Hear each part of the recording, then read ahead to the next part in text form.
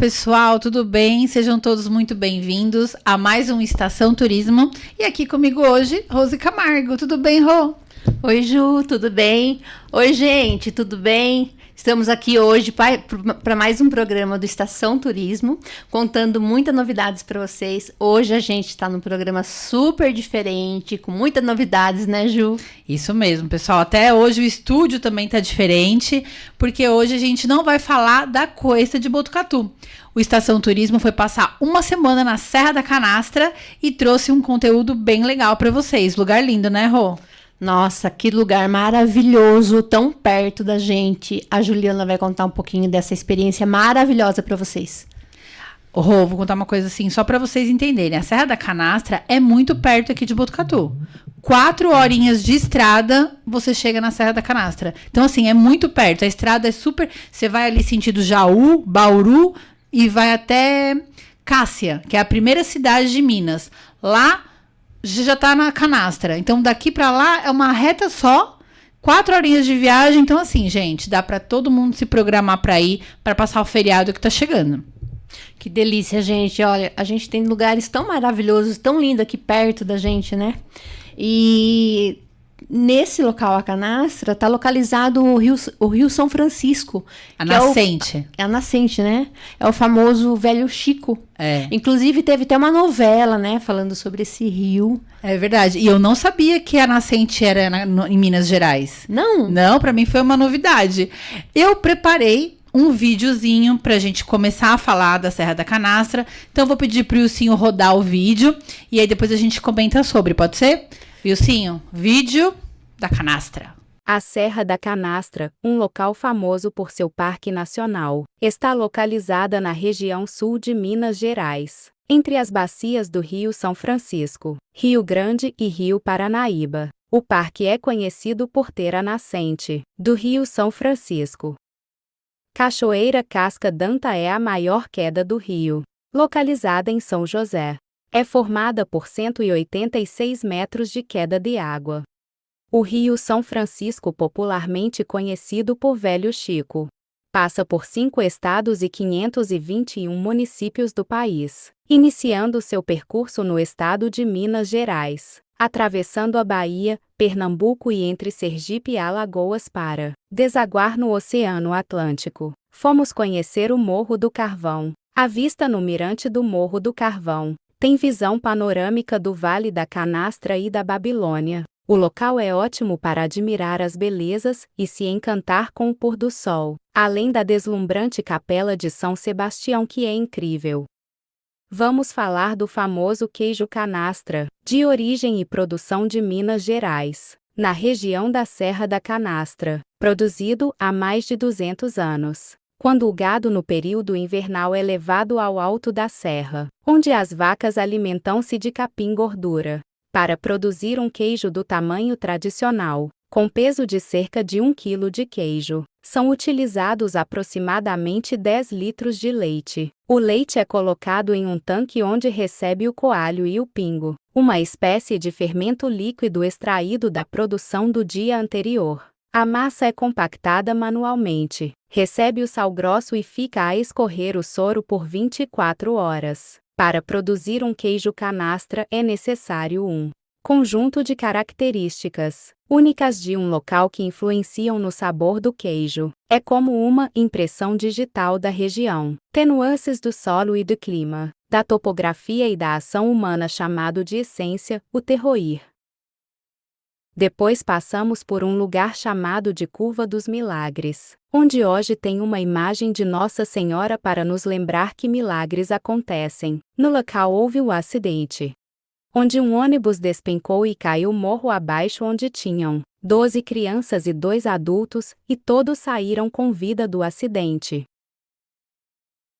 Finalizamos o primeiro dia nas piscinas naturais do Tio Zezico, onde tem estrutura para camping e uma piscina natural cristalina maravilhosa. Pois é, pessoal, olha que vídeo bacana, né, Rô? Que lugares lindos, né? É, então assim, como que a gente vai dividir o programa? Primeiro bloco, segundo bloco, e aí a gente vai fazer 2 programas, né, Rô? Sim. Primeiro dia, segundo dia, terceiro e quarto dia. Então nós vamos dividir dessa forma para o pessoal entender, né? Pois é. Aí a Juliana vai começar a falar um pouquinho pra gente desses lugares aí, né, Ju?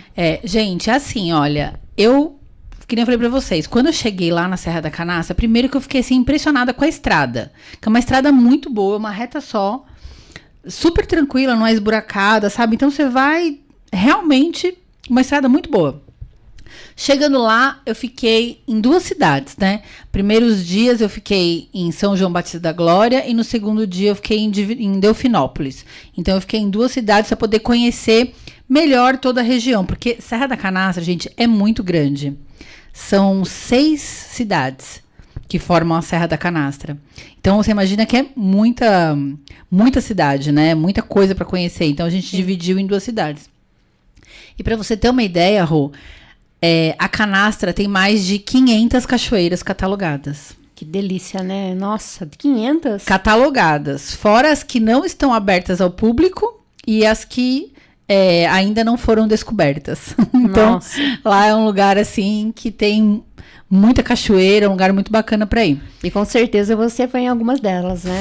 Fui sim. E a primeira que eu fui foi a cachoeira Casca da Anta. Casca da Anta. Eu vi no vídeo, que cachoeira linda, né? Maravilhosa. Tem 186 metros de queda. Ela é enorme. Linda. E por que esse nome, Ju? Então, dizem que na região da cachoeira tem uma planta que é medicinal. Então, o pessoal usa para problemas digestivos. E as antas, os animais antas, eles comem essa planta para poder usar a medicina da planta. Então, como na região tem muita dessa planta, que chama casca, foi dado o nome de Casca da Anta, então ficou Cachoeira Casca da Anta, por causa da planta. Sim. Você chegou a ver essa planta lá? Eu vi. Trouxe um pouquinho para você? Não trouxe. Mas assim, eu vi, é uma plantinha, é uma flor branca e muito cheirosa.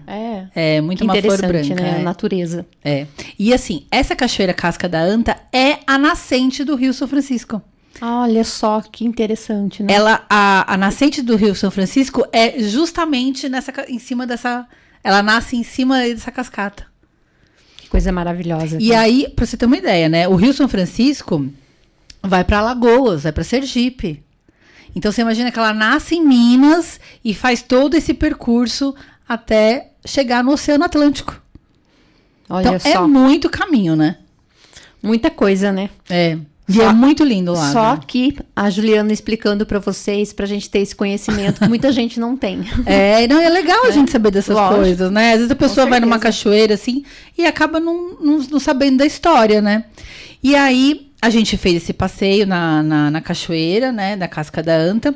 E depois a gente foi experimentar o queijo.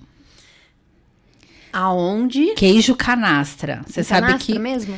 O queijo canastra é um queijo que o guia estava me explicando, né?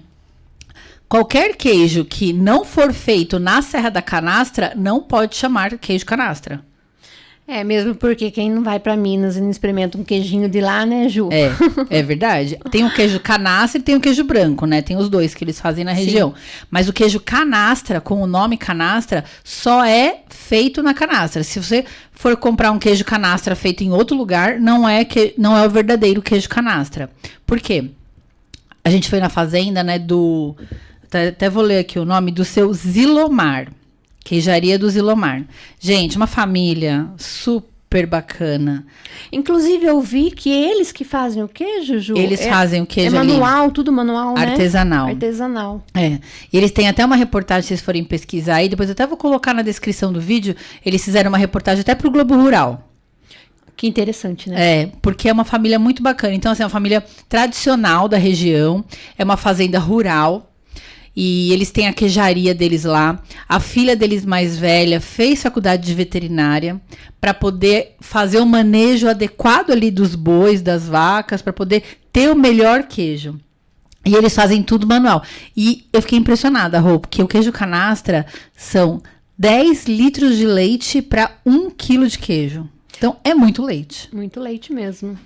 E aí, o queijo canastra, ele tem vários tipos de maturação. 1 semana, 20 dias, 30 dias, 6 meses. Então, de acordo com a maturação, vai mudando totalmente o sabor. Então tem todo um manejo ali pra você lavar o queijo, você armazenar o queijo, pra você virar o queijo. E eles dão uma aula pra gente lá na fazenda, sabe? Que delícia, né? E serviram um cafezinho, goiabada, doce de leite, um papo super gostoso. E você não aproveitou nem um pouquinho, Nossa, né? eu comi doce de leite até dizer chega. Que delícia. Muito gostoso. E também, a gente foi nessa. E aí a veterinária lá, a Gabriela, ela me explicou que o queijo canastra, ele é um produto que depende de vários fatores, que eles chamam terroir, não sei direito como é que fala, você é terroir, você é terroir, é um termo francês. Ah, é? O que é isso? O que significa isso? Significa um conjunto. Quem sabe falar o nome aí, gente, se você é terroir ou terroir, vocês me escrevem lá nos comentários. É um conjunto de coisas que acontecem ali no ambiente para aquele queijo ter aquele sabor. Então, o solo interfere, o tempo interfere. Então, é um conjunto de coisas. A temperatura, tudo isso. Não, né? e assim, o relevo, o tempo, o quanto que a vaca sobe. Então, pra vaca dar o queijo ideal, ela tem que subir a serra. Então, tem todo um conjunto de coisas que acontecem para aquele queijo ser o queijo canastra. Olha só. Então, por isso que a gente fala que o queijo canastra só é o verdadeiro se for produzido na canastra, porque lá você tem o relevo, tem a temperatura, tudo isso. Então, é uma aula, gente, assim, de queijo. Eu fiquei besta com a aula que eu tive, assim, sabe? Foi muito legal. Legal e gostosa, né? É, muito gostoso. E tem outras queijarias na região, né, que também produzem, né, os queijos canastras. Eu fui numa outra chamada, até vou ler aqui o nome, porque é tanta coisa, né, Rô? Sim. Que é uma queijaria Queijaria Vale da Gurita, que é uma queijaria que tem até os queijos que foram premiados na França. Olha só que interessante. Muito gostoso. Então lá eles servem uma tábua para você experimentar vários tipos de queijo, tem vários tipos de doce, e os queijos deles foram premiados em 2017 e 2019. Então são queijos realmente muito gostosos e o lugar é maravilhoso, viu? Então, gente, olha, Minas Gerais, além de ter lugares maravilhosos, que são as cachoeiras, trilhas, né, Ju? Isso. Ainda tem os queijos, os doce de leite. Ambrosia, Olha doce só, de mamão. vai passear, aproveitar a cachoeira, já come queijo, já come um docinho. Ai, que delícia, né? Não, muito gostoso Passeio mesmo. maravilhoso. E São Roque, né? Você É foi São pra Roque de Minas. São Roque de Minas, porque a gente tem São Roque aqui perto, que é o São Roque da terra do vinho, né? É. Mas nesse caso, o São Roque de Minas é a terra do queijo também? Queijo. Também? Lá tudo é queijo. Tudo lá que também tem vinho lá, também tem vinícolas, né? Mas o que a gente, o nosso passeio foi um passeio mais nas queijarias, né? Mas tem vinícola também para quem quer. Então assim, é uma região que tem muita coisa para fazer, viu, Rô? Que delícia, mas eu tô vendo aqui que São Roque também tem lendas. Tem lendas. Na verdade, assim, tem um lugar que a gente foi que chama Curva dos Milagres. E é um lugar muito bonito no meio dali do vale, né?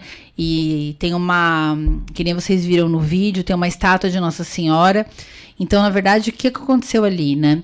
Uma Kombi com 12 crianças despencou 25 metros para baixo. Nossa, isso foi um milagre, né? Um milagre. Uma das crianças, de 9 anos, conseguiu subir os 25 metros, andou mais 4 quilômetros até uma pousada, conseguiu pedir ajuda e salvou todo mundo da Kombi e todo mundo saiu feridos, mas todos com vida.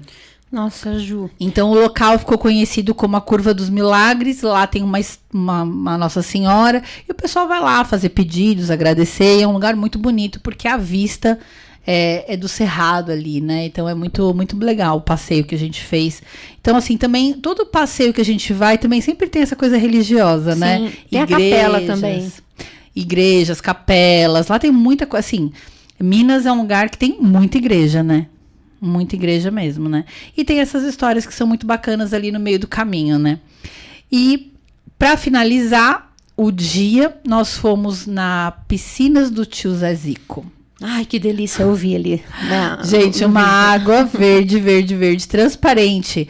Porque o que acontece? A cor da água, ela vai de acordo com o ambiente, né? Sim. Então, por exemplo, como a rocha embaixo é uma rocha clara, não é terra, então a água fica mais clara. Se embaixo é terra, a água fica mais escura, né? Sim. Então lá não é uma água barrenta, né? Porque é tudo pedra.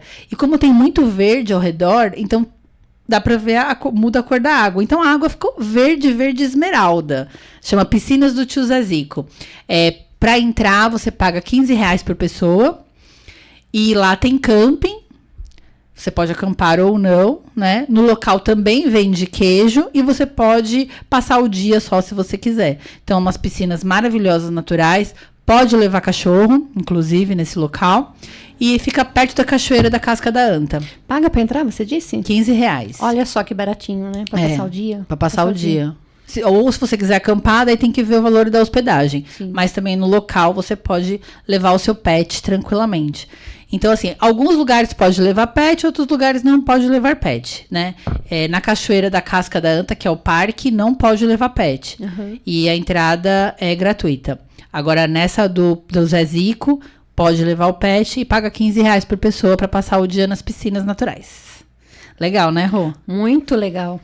Agora eu vou pedir pro Ilcinho passar o segundo vídeo. Isso. Pra gente poder fazer a segunda parte o segundo dia do passeio. Passa lá, Ilcinho. Ilcinho. Fomos conhecer algumas cachoeiras da região de São João Batista da Glória e os arredores. A região da Serra da Canastra tem mais de 500 cachoeiras catalogadas, mais as selvagens e mais as que não estão abertas ao público. A estrutura de algumas das cachoeiras é surreal. As propriedades privadas que abrem as portas para os turistas contam com a estrutura completa de banheiro, restaurante, trilhas com cordas, sinalização, placas informativas e em alguns lugares tem até coletes salva-vidas. Nós iniciamos o dia na Cachoeira da Maria Augusta, que é simplesmente deslumbrante e parece uma praia com areia. O local tem banheiro, trilha fácil e pequena e pode levar cachorro. Valor de R$40 por pessoa e tem restaurante no local. O almoço paga a parte e é opcional. Após o almoço fomos conhecer as cachoeiras do Garrido e Letreiro, um cenário deslumbrante. As cachoeiras são de água de cor de Coca-Cola no meio de cânions. A formação é o quartzito, um tipo de rocha rica em sílica. Os quartzitos da canastra, conhecidos como quartzitos canastra, são encontrados em blocos, seixos e matacões angulosos. Depois fomos até o sítio arqueológico do Letreiro da Glória, onde vimos algumas gravuras rupestres com mais de 13.000 anos, com vestígios de civilização pré-histórica. Para ir de uma cachoeira para outra precisa de um carro 4x4. Aconselho a contratação de guias locais, pois os lugares são muito distantes. São todas de terra e de difícil acesso.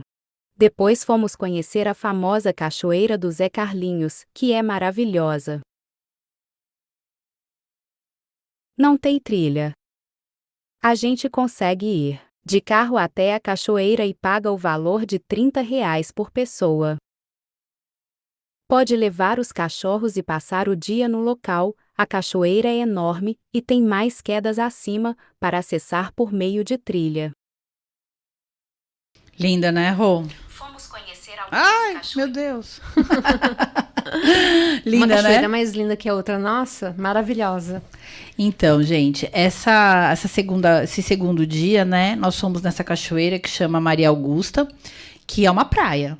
Sim. Uma praia, tudo de pedrinha, sabe? Assim, você pode passar o dia lá tranquilamente, é R$40 por pessoa.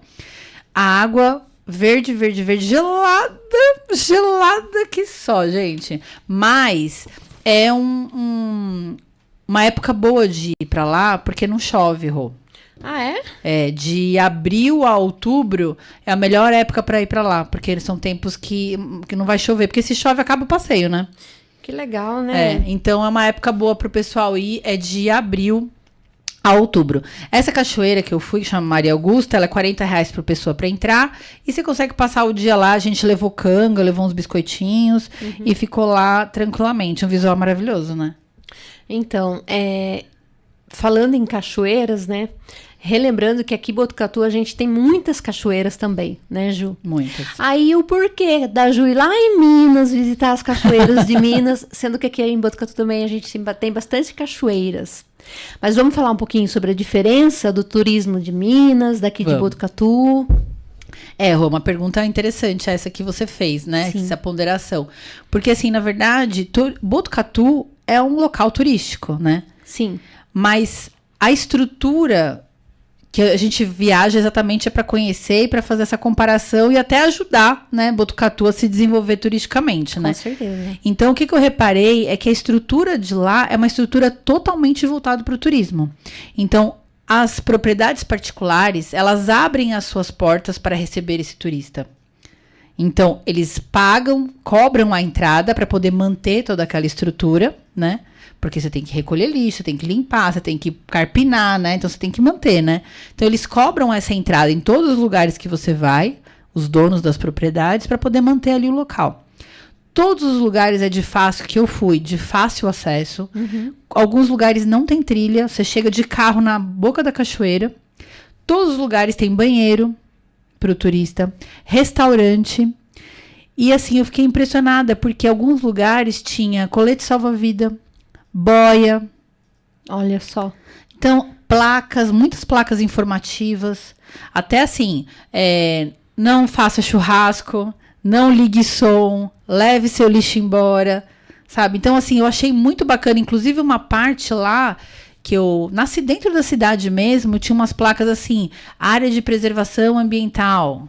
Que sabe? legal, né? Cuide da cidade, para os próprios moradores ali, sabe?